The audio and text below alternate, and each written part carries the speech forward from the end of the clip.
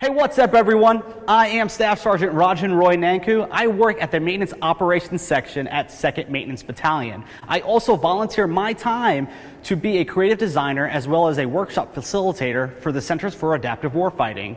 There, I have the privilege of working with other service members, specifically Marines, in everything that we do that is for the CAW, the Centers for Adaptive Warfighting.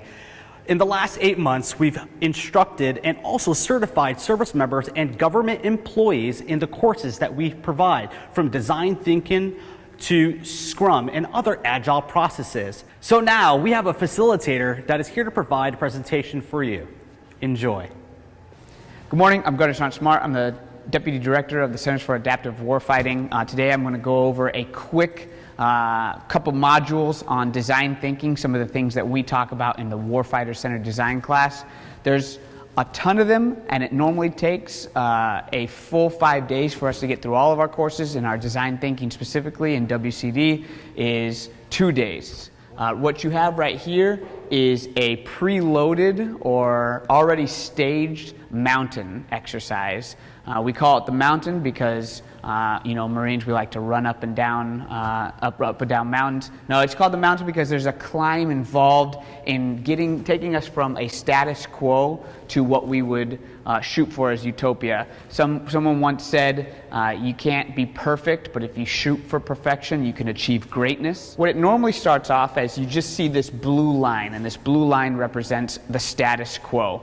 And we have a topic, and for this purpose, we're using agile leadership for the preloaded board. And we would talk about agile leadership, and then we'd get the group together and we'd go over a couple rules. It'd be number one is there's going to be no talking except for the person that comes up to the board and puts a sticky up on the board, and you only say what your sticky is. So right at this point, we'd be like, for agile leadership, in the Marine Corps, in the Navy, or in the organization that you're in, as small or as large as you want to get that, how are you executing, or how are you not executing? What is the status quo for agile leadership? Somebody wrote this up on the board.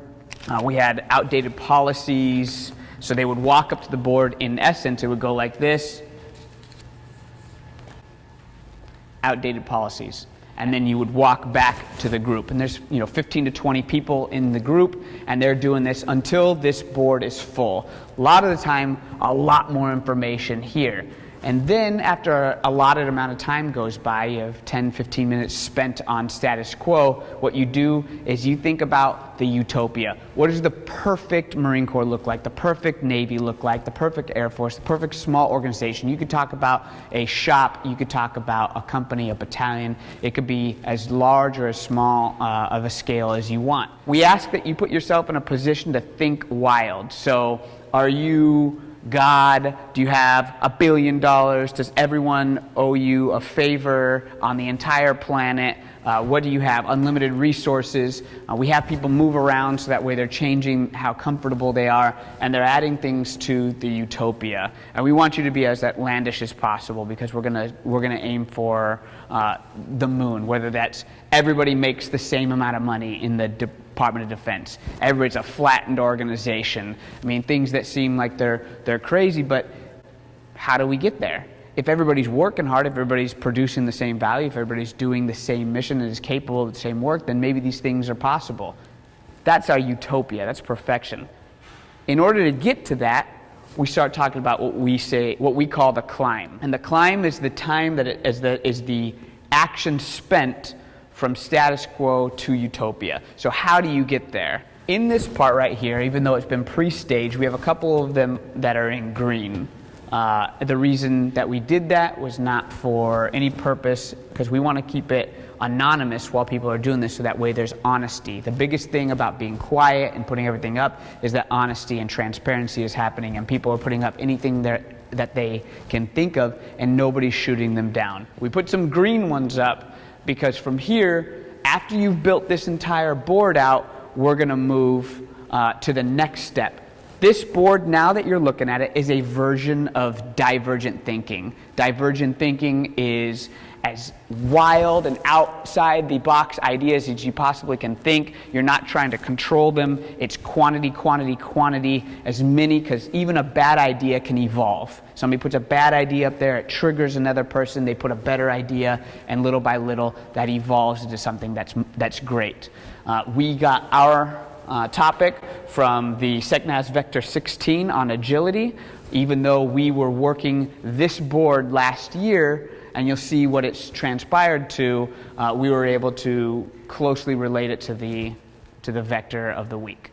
So as you see, we have this area filled out, the climb is filled out, and like I said, these boards are normally a lot larger, but for the sake of time and explanation, some of them have already been made green.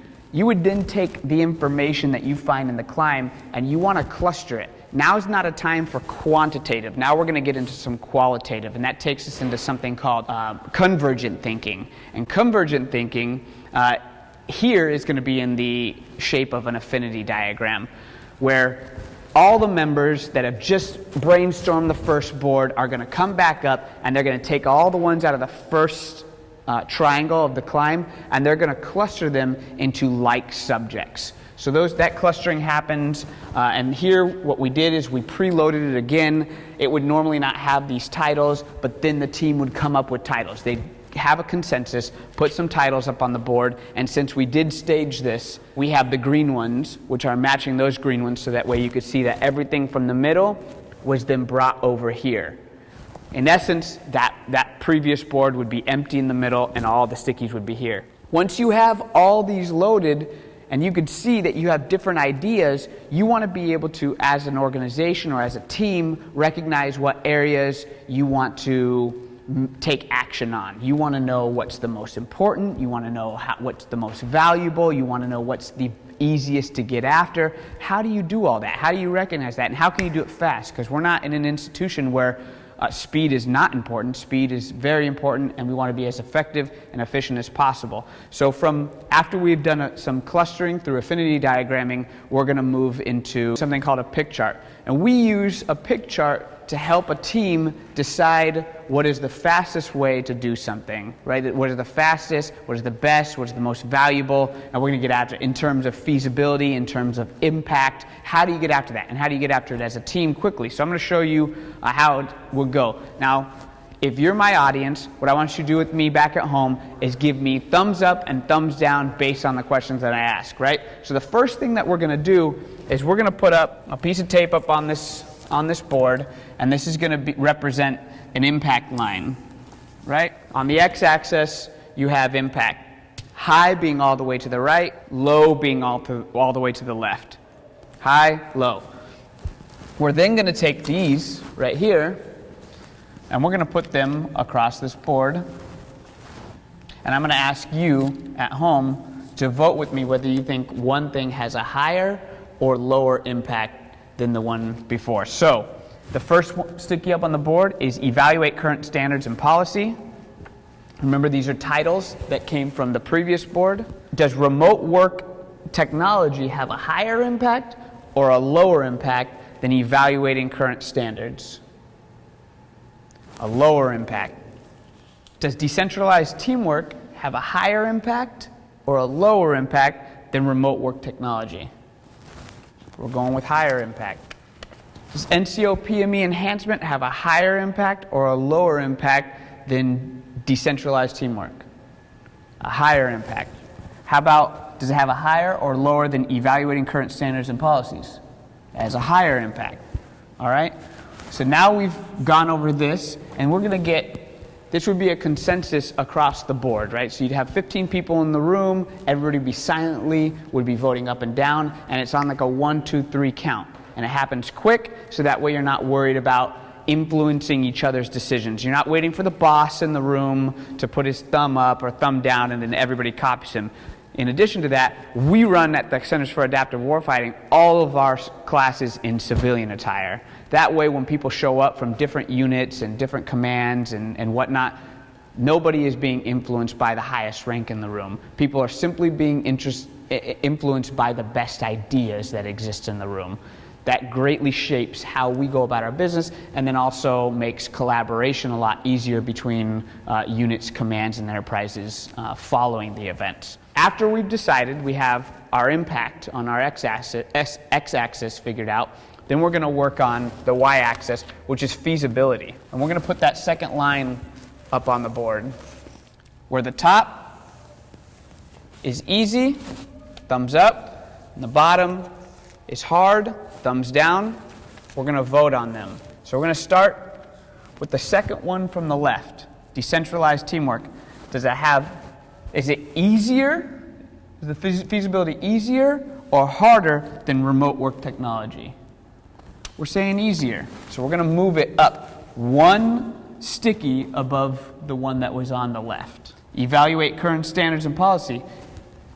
Evaluating all current standards and policy is easier or harder than remote work technology. Saying it's easier. Is it easier or harder than decentralized teamwork? Saying it's harder. So we'll leave it where it's at, and we're going to move this one up. Now, NCO PME enhancement. Is it easier or harder than remote work technology? Is it easier or harder than evaluate current standards and policy? Is it easier or harder than decentralized teamwork? Going easier. So now you can see where everything lines up on the chart, and that doesn't bisect anything on its own. So everything has its own Y and X axis pinpoint. If you have 10 items or 15 items or 4 items, they should have all their own spot on the board. That way you can see where they fall in on this PICC chart. Now PICC is an acronym. PICC stands for possible, implement, challenge, and kill. If you do it this way, it means that these things are relatively easier on the scale, but they don't have as high of an impact. In the implement, you want to get after it immediately, has a very high impact and it is really easy to do. We call this low-hanging fruit. It's something that you want to get after immediately. On the other side of the coin, you have low impact and is not feasible. These are things that maybe they still need to get done, I'm not sure, or maybe they need to be reconsidered, and if they need to get done at all, because why were you going to spend a lot of time on something that's not going to have an impact? Could cost you a lot of money, a lot of people, a lot of resources, and then do nothing for you. Reevaluate it. We've run a lot of these for commands where they've realized that the things they thought was priority wasn't, until they put it up on a board like this, and it only takes a few minutes for them to vote on it. Like, man, if we were just talking, I would have argued this all day long, and only to realize after doing it this way that it fell into an area that didn't have a lot of impact and was very difficult to do. So they were able to focus their efforts on something that had a high impact and was easy to do. So we, for the sake of this exercise, are going to recognize that this is what we want to take action on. At this point, though, you have to understand that, and for those of you out there who are like, well, I don't understand what decentralized teamwork means in your context, or evaluate current standards of policy at what level, those were broken out when we did the affinity diagram. Those categories of things that made that category were mentioned there. So everybody that's moving along the board should be comfortable with what these things are when they're voting up and down. You wouldn't be able to just start here and then get after it. At this point, NCO PME enhancement, you could do one of two things. You can go back to the affinity diagram and start looking at those items that are there and realize if you want to use some of those to take action on. Or what I like to do sometimes is take this and make it the topic of the mountain exercise again. And then we show this cycle, right? We show this iteration, and it could go around as many times as you need it to in order to get things that are actionable immediately. When you do have actionable items, though, because we do teach agile methodologies as well as we teach design thinking, we like to take these actionable things as much as possible and move them into what we call our backlog. In Scrum, this is your backlog, and these are the things that you're going to do forever. right? You're not going to spend forever on them, but it should constitute an idea of, you could be looking as far out into the future as much as possible, and these are the things that you have to accomplish. These are the things that fall into your battle rhythm, these are your missions, these are your tasks, these are what we call in Scrum user stories that represent things that have to get done by people. So we'll take something actionable and we'll put it in here where we believe that it's going to then be prioritized by a product owner.